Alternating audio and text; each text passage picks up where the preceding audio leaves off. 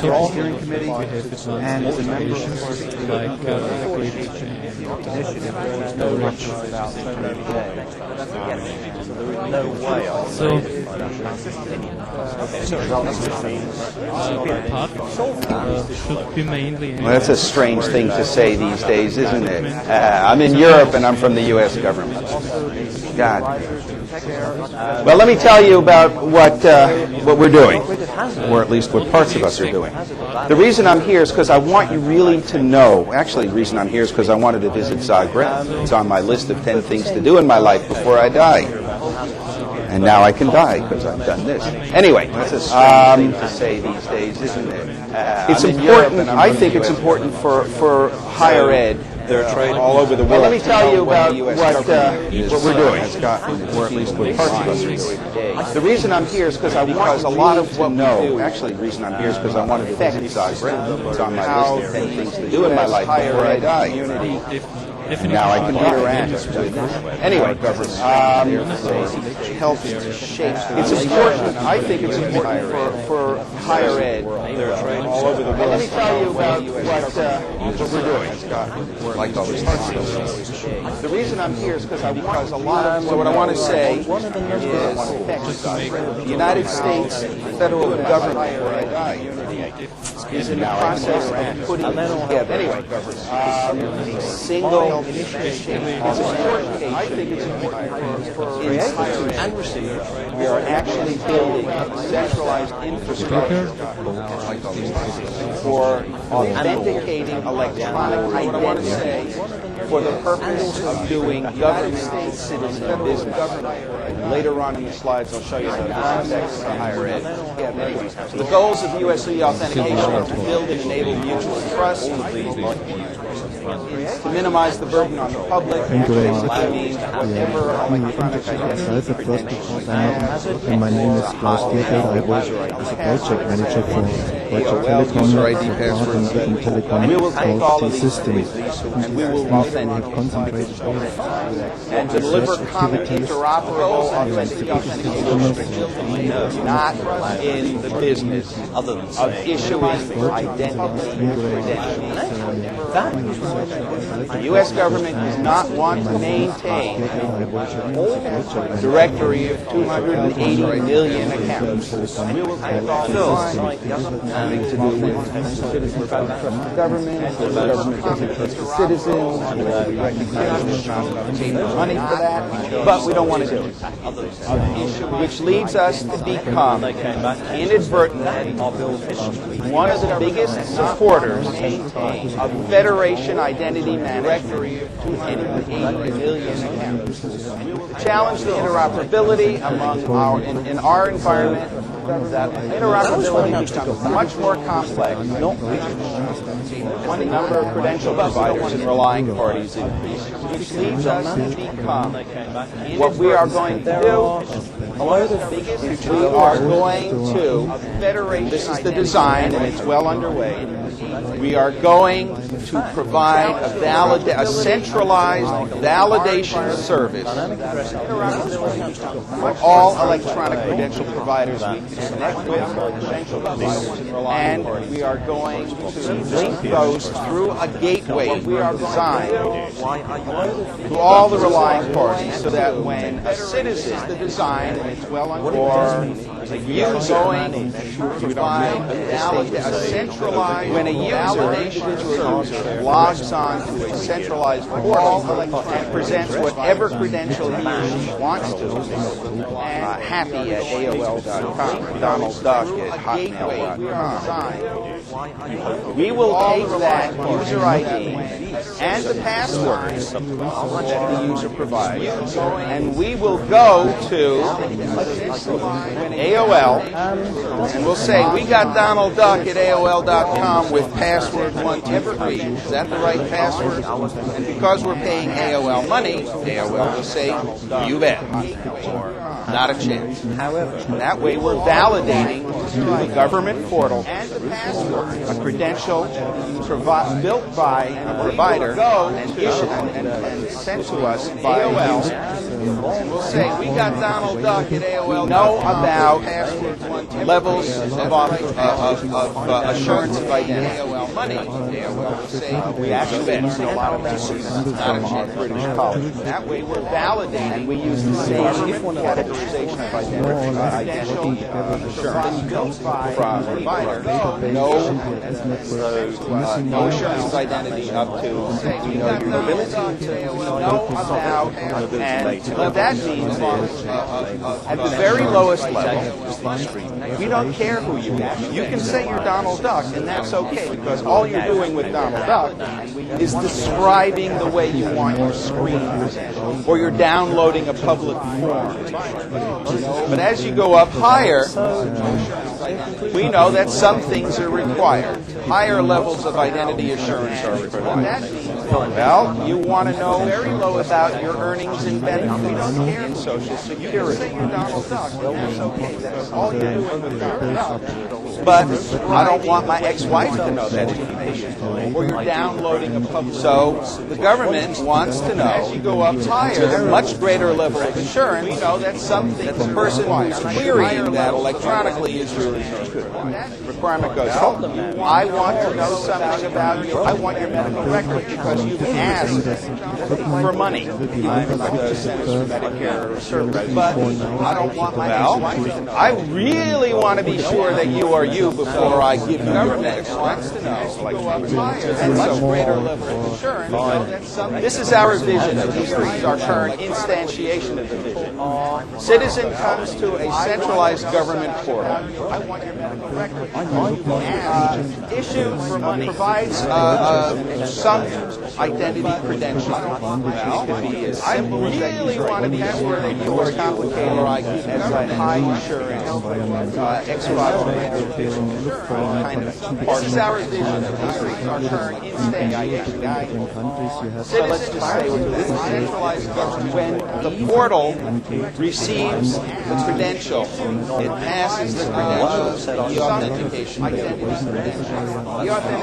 gateway then validates that credential against the credential providers, whoever they are. Some of us think that banks will be the winners in the credential stage. When the portal, some of us receives the government credential. Anyway, once the identity has been validated, depending upon the assurance level of that credential, whoever they are, is not a very high assurance credential, but an X509B3 cert that's on a biometric card is high assurance. So depending upon what the credential is, the assurance of the credential. Anyway, once the identity has been validated, given access to application government space of that. If you come in, what do you do if you come in with a Donald Duck at AOL and the government wants an X509 level? That's on a biometric. Well, you'll probably get challenged. You say you're Donald Duck, but you want John Smith's record.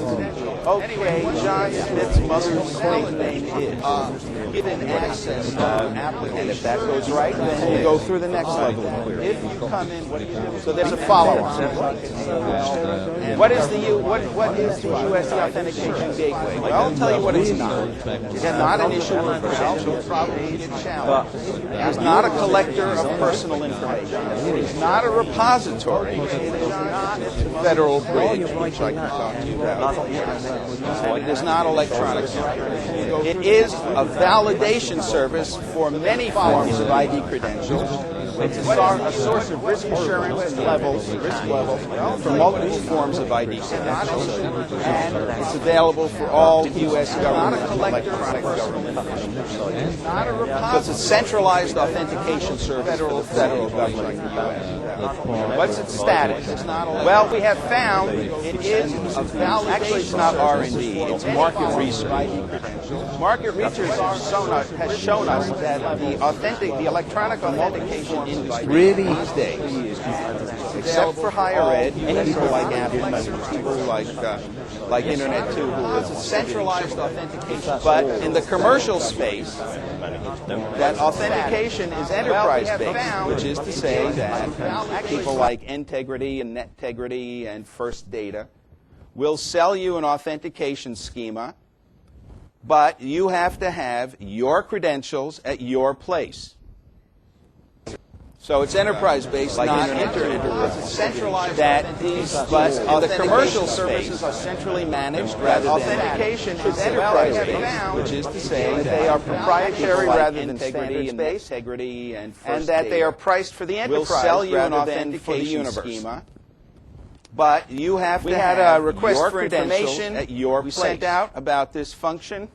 So it's enterprise-based, like other research has shown us that the commercial wants to adopt federated solutions, but they are proprietary rather than they are evolving to distributed management. They are priced for the enterprise. Sell you an authentication schema that they want to utilize open standards, but request for information that you sent out about this function, and that they will enterprise-based, like other enterprise solutions, that the commercial wants to adopt federated solutions, but federal agencies like that are proprietary rather than they are evolving to distributed management. They are priced for the authentication, which means that these government that they want to utilize open standards, request for information that you sent out about this function, and that so what's our enterprise?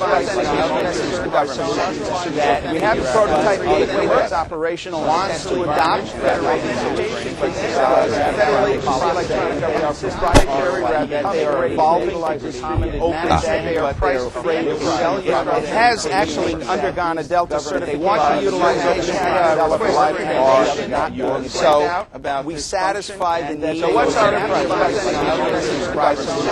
That we have a prototype gateway that's operational, wants to adopt the gateway device authentication. Federal agencies like proprietary rather than they are evolving to distributed management. They are priced for it. They're already has actually undergone a Delta certification. They want to utilize it. So we satisfy the gateway. What's our cross government? We have a prototype gateway that's operational, wants to adopt the gateway device authentication. Does that mean when I log on to the process, they're already has actually undergone a Delta certification. They want to utilize it. Check. So if I'm in there, satisfied, the answer is some cross government. We have a prototype gateway that's operational, wants to adopt the gateway device authentication. Let's talk about higher ed now. I've given you kind of this overview with entertainment value. There is one of the 24 U.S. electronic government initiatives is e-grants, which is basically a mechanism for applying for a research grant or a block grant of some sort electronically rather than submitting paper. Well, the eGrants project has created, or is in the process of creating, a standard XML-based object that will be the grant application form. Actually, it's a collection, a warehouse of XML objects. And you bolt together the variety of objects that you need for each individual program, because there are over 500 grant-making programs in the U.S. government, and they do not all need the same amount of data. If you're doing a block grant, which is to say that there's something in legislation that says if you are a state government and you're running a kindergarten food program, you're entitled to X dollars per student. All right? You have one of those, all you need to do is go to that agency that manages that grant and say, hi, I'm the state of Illinois. I've got 215,000 fifth grade kindergarten kids. Give me this much money.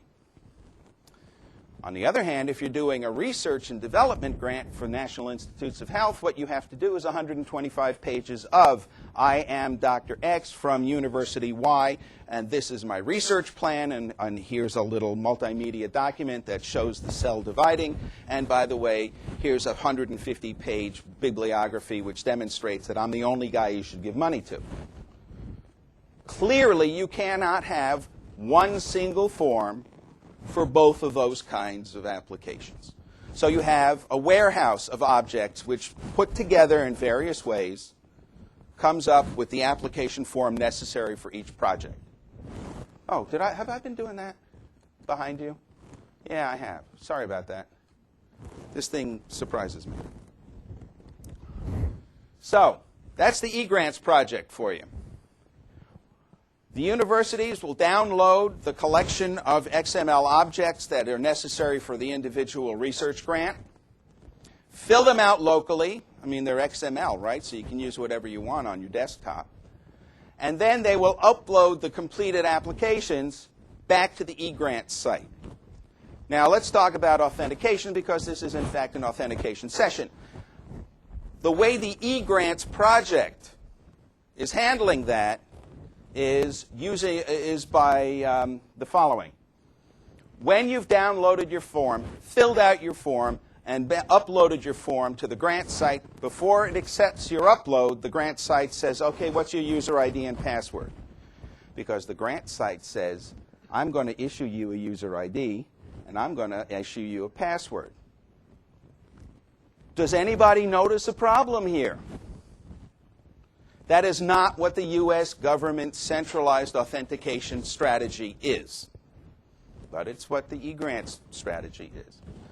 So in response to that, we've extended the NIH EDUCAUSE PKI interoperability project to get around that, because, frankly, we're a sarcastic bunch, and we don't think that they should do it that way. So we're going to use the eGrants XML form, only for courtesy, and we're going to incorporate use of the eAuthentication gateway and the concept of federated identity management. So, once you've downloaded your form and filled it out, you upload it to our site after you've signed it with your institution-issued X509 certificates, signatures. I'm, as you clearly know, working with universities that have deployed, even in only test mode, PKI digital certificates to faculty and staff. So I have a principal investigator who has a digital certificate, and I have a VP of sponsored research, has a digital certificate. That XML form has been filled out and signed with those two digital certificates. Then it's uploaded directly to my server, which is not the eGrants server. And what I do is I automatically, my server automatically validates those certificates. There's the digitally signed grant application. My server, oh, I can use this. Can you see that little red button? Thank you. All right. My server receives that. It's shaking because I had a lot of coffee this morning. Automatically validates the certs. How does it validate the certs? Well, it sends the query to the eAuthentication gateway. Remember that little thing I was ranting about? The eAuthentication gateway sends the query to the Federal Bridge, which is part of the validation service for PKI digital certificates. The Federal Bridge takes a look at the certs and says, those belong to higher ed, so it passes them on to the higher ed bridge, which I'm sure you've heard of, and if you haven't, Michael will tell you a lot about later. The Higher Ed Bridge Certification Authority is, at the current time, a clone of the Federal Bridge. The Higher Ed Bridge takes a look at the cert and the query and says, that belongs to Dartmouth. So it sends the query to Dartmouth CA. And Dartmouth says, yeah, that's one of ours and it's valid. And, by the way, it says in my directory that that certificate is authorized to commit the government, commit the university to dollars for the government. That's the authorization part. And that authorization token resides in the directory of the university. The authorization is federated because it's the university who decides what individual is allowed to sign on behalf of the university. It's not the government's job to tell the university who's authorized to sign for it. It's the university's responsibility. Federation of authorization as well as authentication. All right, once all of this happens, the query goes back. You see the arrows go in two directions. The server has validated the certificate. It then passes on the form to my agency for back-end processing. And I don't go there because I don't run the grants program. I just run the authentication process. But we also do an audit log, and NARA is the National Archives and Records Administration. For the U.S., that's the group that makes the rules on what we have to keep, how long we have to keep it, and in what form we have to keep records. Okay? So we want to be in compliance with those rules. Because after all, what we're doing is we're giving money out. And in some cases, we're giving out large quantities of money. So we want to be able to have an audit log and to satisfy legal requirements for this contractual relationship where you give me your vision and your knowledge, and I give you money, which is what the government's all about, right? And these things stay in the log for however long. Now, what stays in the log is a digitally signed record of the transaction. On this date, government server received an electronic application signed with these two certificates. The certificates were validated, and on the date of submission were determined to be valid. Server signs that. That whole thing, that whole transaction record is in the log, along with a copy of the application. Every 2 or 3 years, when the key rolls over on the CA that issues the certificate to the server rolls over and says, there's been no change to this record within the period of time that it was in my files, and signs it. And every 2 or 3 years, when the key rolls over and the certificate changes, it keeps doing that. So there is a continuous chain of signed, secure record until that record can be purged. Okay? So that's basically what we're doing. We, are extending receipt of electronic grant applications, XML forms, with B, institutionally issued multiple digital certificates, which C, we validate through a federated vision using both the federal bridge and the higher ed bridge. D, we keep an audit log and archive, digitally signed. No paper. And here's some contact information. We intend to have this model demonstrated, proof of concept, mid-June.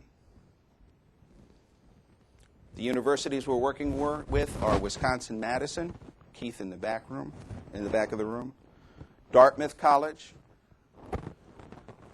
a University of Alabama at Birmingham. We hope to have the University of California system in there. We're praying. And we have a number of institutions from the state of Illinois, University of Illinois at Chicago, University of Illinois Urbana-Champaign, and city colleges of Chicago who don't do R&D, but who can use this exact model for doing administrative processing. Any questions? Ken. Wait, Ken.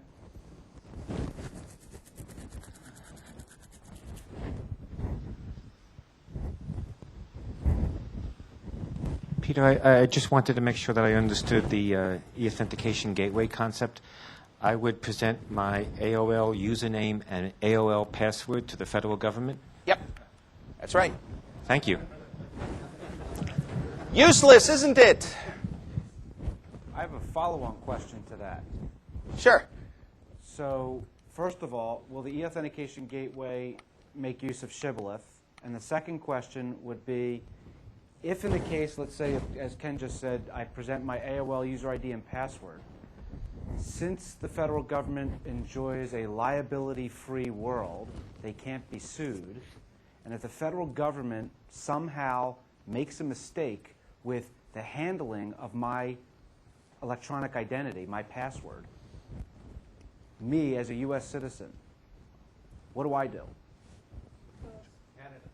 Canada. Okay. What about Shibboleth, though? Ken, have you, to answer your Shibboleth question, Ken, have you had a chance to chat with Tice?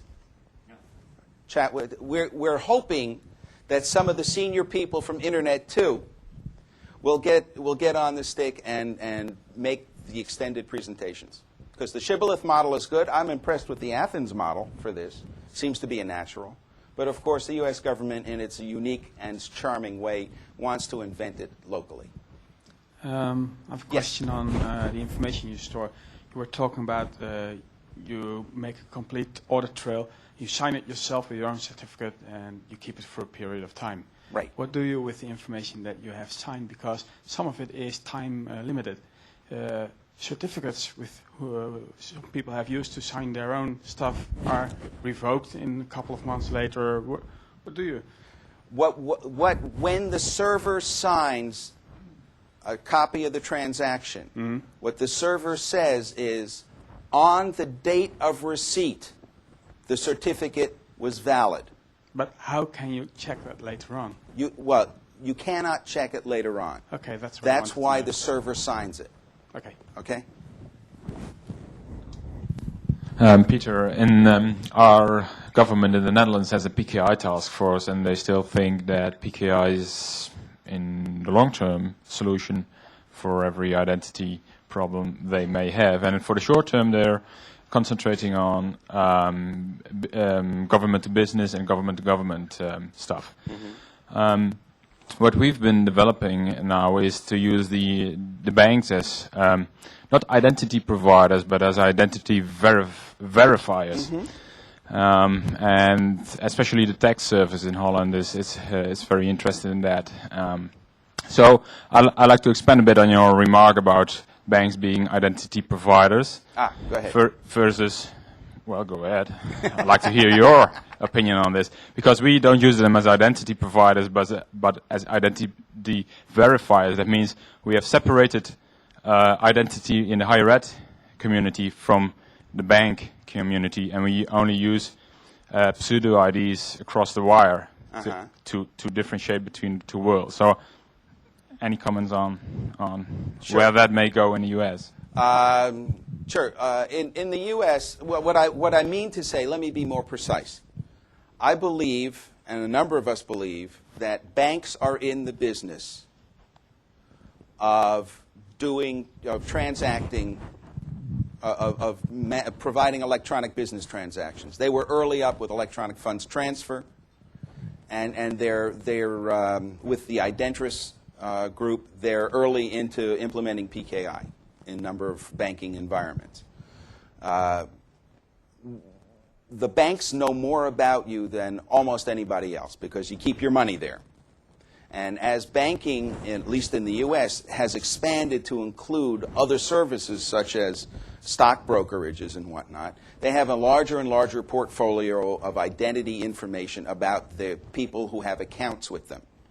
And people who have accounts with banks choose to opt in to that relationship. Therefore, there's an implicit choice to allow the bank to manage identity credentials for you. The banking industry would like to be out front as providing identity credentials because they have your account information, and they're passing that stuff to the government about you anyway. So it's a logical business model for them to get into. And I understand from my contacts in the industry that they see that as a potential profit center in the not-too-distant future.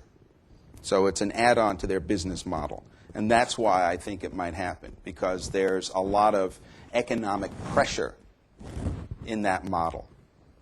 And there's not a lot of other natural locations for provision of electronic identity credentials outside the government space now. The alternative is that many states of the U.S. are beginning to issue electronic identity credentials to their businesses and their citizens and their employees. Illinois was an early one out there. State of Washington, Kansas has made an arrangement with VeriSign, New York, New Jersey, Texas. So the alternative model is state government-issued identity credentials as opposed to federal government identity credentials. Some people think that's better because there are 50 of them rather than only one. So we'll see. I mean, it depends upon, you know, a lot of these answers are not technical. They're political. We'll see what happens. You know, pay grades higher than mine or decisions are made I don't care about. Yes, Brian? Well, this is No. the last question. Yeah. Yes, we know you have the voice for it. Thank you, or something. How do you do the final tie-up between, that you know the person as a John Smith? How do you know that is a John Smith that you actually want to deal with? Not in your eGrants one, because you're actually based on the institution, but if you're doing a personalized thing, like they're filing their income tax return or whatever you call it in the States, how do you actually make sure it's a John Smith you know? And you must be storing that somewhere, and you're claiming you weren't storing anything anywhere. Okay, watch the tap dance. The tap dance answer is, that's not my problem. My problem is my challenge and my mission is to authenticate the credential that's provided to me. It is the responsibility of the individual application to make that final connection, because that final connection is not an authentication connection, it's an authorization connection. Okay? All right, so I've neatly avoided it. Thank you. In the interest of time,